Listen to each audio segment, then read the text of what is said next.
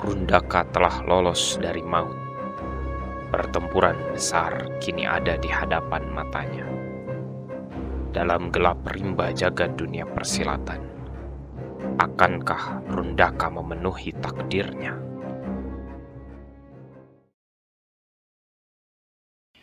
Rundaka dan Kulna memacu kudanya dengan cukup cepat. Dari Padrang, mereka bergerak ke arah utara. Menurut Kulna, jika lanjut berkuda sekitar sehari, mereka akan tiba di Pakuan, yaitu sebuah ibu kota Pataruman, tempat raja yang sekarang bertahta. Artinya, jika si pengirim pesan tantangan bertarung ini benar dari Naga Merah, maka kelompok tersebut telah memasuki wilayah kerajaan.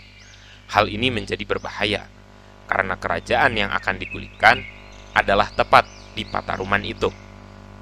Karena itulah, Kulna berniat untuk menyelidiki lebih lanjut, barangkali ada petunjuk yang bisa didapatkan. Ia pun berjanji bahwa dirinya tidak akan ikut campur dalam pertarungan Rundaka, karena itu adalah adab dari para pendekar. Mengganggu pertarungan orang lain adalah tabu. Pun jika kini Rundaka menemui ajalnya, Kulna tidak akan membalaskan dendam. Begitulah mereka terus berkuda, semakin ke arah utara dari Padrang. Cuaca terasa semakin lembab dan dingin. Rundaka mulai melihat kabut di arah jauh. Kulna pun meminta Rundaka untuk turun, dan mereka mulai berlari dari sana. Rundaka menggunakan jurus Kidang Kencana, di mana ia menyalurkan tenaga dalam ke kakinya dan berlari secara jinjit untuk menjadi lebih cepat dan ringan. "Kita hampir sampai," kata Rundaka, yang merasakan pancaran tenaga dari orang yang mengirim pesan kepadanya itu. Ketika mereka memasuki sebuah lapang yang cukup luas, sebuah pisau terlempar terbang ke arah keduanya. Rundaka mengelak ke samping, sementara Kulna menangkapnya tanpa terluka. "Apakah pemegang ajian Kamanduka adalah seorang yang pengecut sampai harus membawa kawan dalam pertarungan?" teriak sosok yang melemparkan pisau. "Aku hanya kemari untuk menonton," jawab Kulna. Rundaka lalu menatap sosok itu, dan ia mengenalinya. Belum sampai beberapa waktu lalu, ia adalah pria bertelanjang dada yang menangkapnya untuk kemudian dibawa ke markas Naga Merah. Betul dugaan Kulna, pengirim pesan itu adalah seorang anggota Naga Merah. Kali ini Rundaka perlu menghadapi orang ini. "Rundaka, gunakan ilmu mata penembus," kata Kulna. "Itu adalah ilmu untuk melihat pancaran tenaga dari seseorang.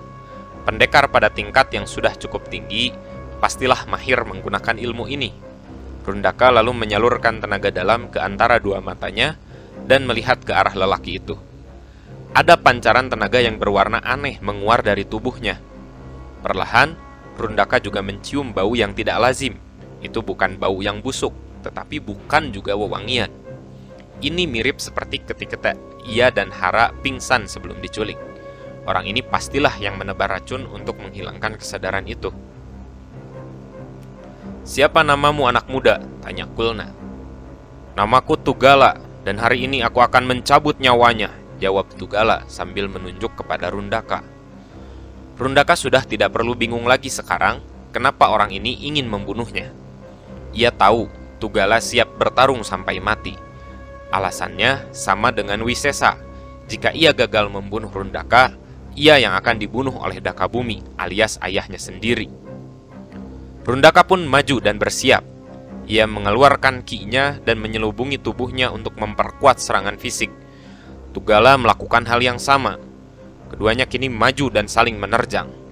Terjadilah jual beli serangan yang amat cepat. Bagi orang awam, gerakan mereka tidak lebih dari kelebatan saja. Mungkin mereka bisa melihat dua orang berdiri, tetapi tidak bisa melihat gerakan tangannya. Namun, bagi Kulna, semuanya terlihat dengan sangat jelas. Rundaka memiliki keunggulan dalam kecepatan. Berkali-kali serangannya hampir masuk, namun selalu dapat ditepis oleh Tugala di saat-saat yang terakhir. Sementara Tugala hanya bisa bertahan dan tidak terlalu aktif dalam menyerang. Ia seolah menunggu waktu yang tepat untuk menyerang. Dalam kelebatan itu, mereka berhenti sejenak karena Tugala mundur beberapa langkah. Dalam jeda itu, Rundaka merasakan tangannya panas dan gatal. Ketika ia melihat tangannya sedikit bengkak dan berwarna keunguan. Ia kemudian menatap Tugala. Tugala tersenyum. "Kau benar-benar gegabah." Rundaka kini mengerti. Kulna memintanya berhati-hati karena ada warna aura yang aneh menguar dari tubuhnya. Itu adalah racun. Tangan yang menepisnya itu mengandung racun. Pada kulit saja rasanya sangat mengganggu. Apalagi jika racun ini masuk ke aliran darah. Racun ini bisa menyebabkan kematian.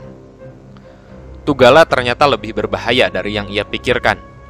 Kulna yang sedari tadi menonton lalu bertanya, "Apakah ini adalah ajian Wisa Anggeni?" Tugala tersenyum. "Ternyata ada yang mengenali ilmu ini. Apakah engkau adalah Kulna, si pendekar satu jurus?" Kulna mengangguk. "Kau pasti sudah hidup cukup lama karena mengenal jurus ini. Sungguh ini adalah hari keberuntunganku. Setelah aku membunuh Rundaka, kau adalah yang berikutnya," kata Tugala. "Tidak banyak yang menguasai ilmu ini sekarang. Rundaka, berhati-hatilah. Seluruh tubuhnya adalah racun. Pengguna ilmu ini meminum racun sedari kecil dan memaksa tubuhnya untuk mengeluarkan penawarnya. Mereka juga berendam di dalam air racun selama berhari-hari agar kulit luar mereka memiliki racun yang mematikan. Banyak orang yang mati ketika mempelajari jurus ini. Ini adalah ilmu hitam." Rundaka terkejut. Untuk sebuah kesaktian dan penguasaan terhadap ilmu, ada orang yang sampai rela mengorbankan nyawanya. Dalam pertarungan seperti ini, ia harus berhati-hati agar tidak terkena serangan secara langsung. Ketika Rundaka sedang berpikir, saat itulah Tugala menerjang dan menyerang. Rundaka tentu bersiaga dan mengelak. Ia ingin sebisa mungkin mengurangi sentuhan dengan Tugala. Namun saat mengelak itulah dari jarak dekat, yang mungkin hanya sekitar 1 hasta saja, Tugala melepaskan pisau ke arah dada Rundaka. Rundaka tidak dapat mengelak, maka akhirnya ia gunakan tangan untuk menangkis pisau.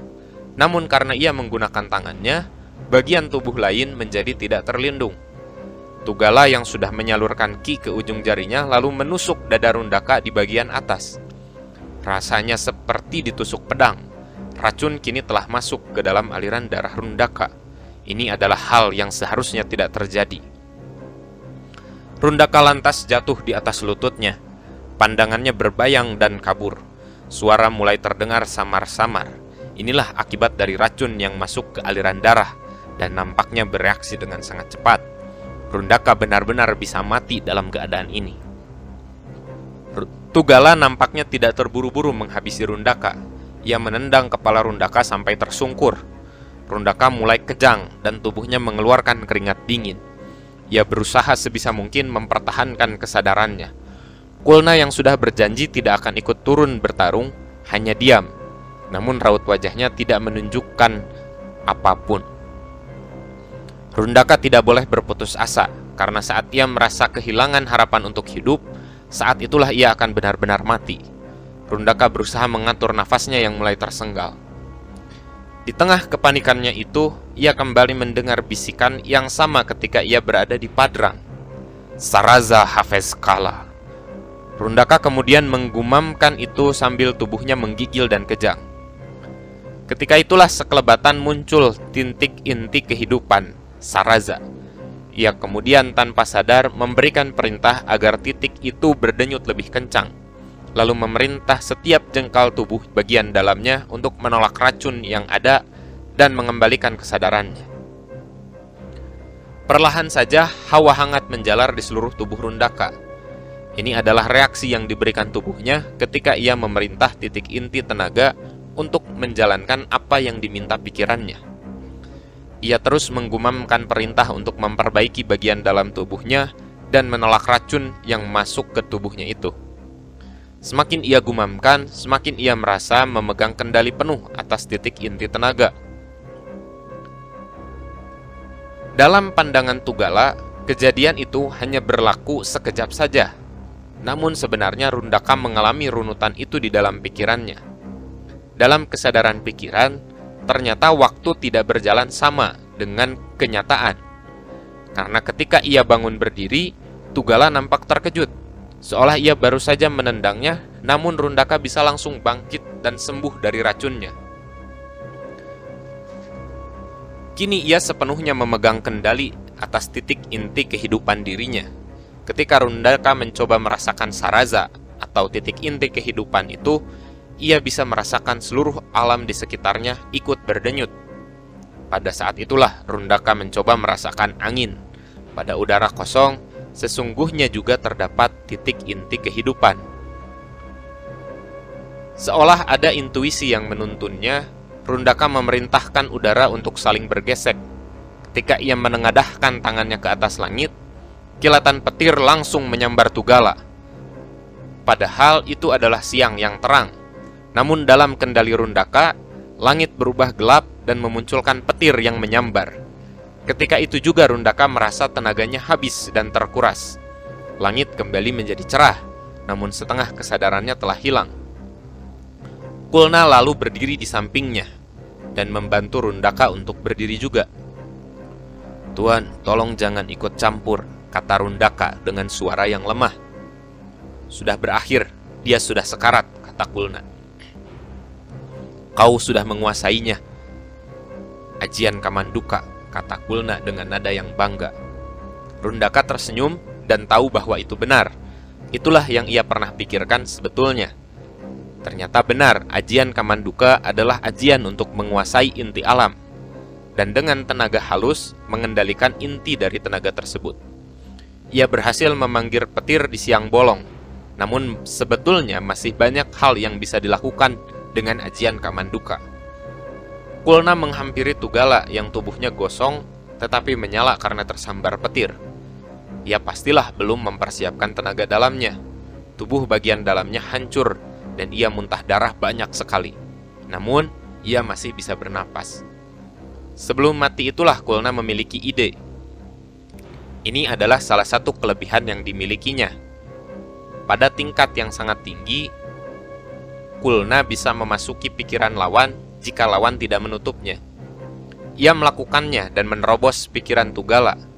Kemudian ia menemukan sesuatu yang menarik di dalamnya. Ia lantas mengernyitkan dahi lalu berkata kepada Rundaka, "Rundaka, di mana kakek Naraga sekarang?" Rundaka tidak tahu karena terakhir kita bertemu, kakeknya adalah ketika meninggalkan desanya. Ia menggelengkan kepala. Kemudian Kulna berkata, "Kita harus bergegas kembali ke Padrang dan menghubungi kakek gurumu itu." Sedikit Rundaka merasa cukup senang karena ia mungkin bisa bertemu lagi dengan kakek gurunya itu. Kulna lalu menatap Tugala. "Tapi sebelum itu," ujarnya. Ia mengeluarkan pisau kecil dari pinggangnya dan menusuk pisau itu ke kerongkongan Tugala. Kulna menyempurnakan kehidupan Tugala sebagai pendekar dan mengantarnya kepada kematian. Kulna dan Rundaka pun kembali menuju Padrang.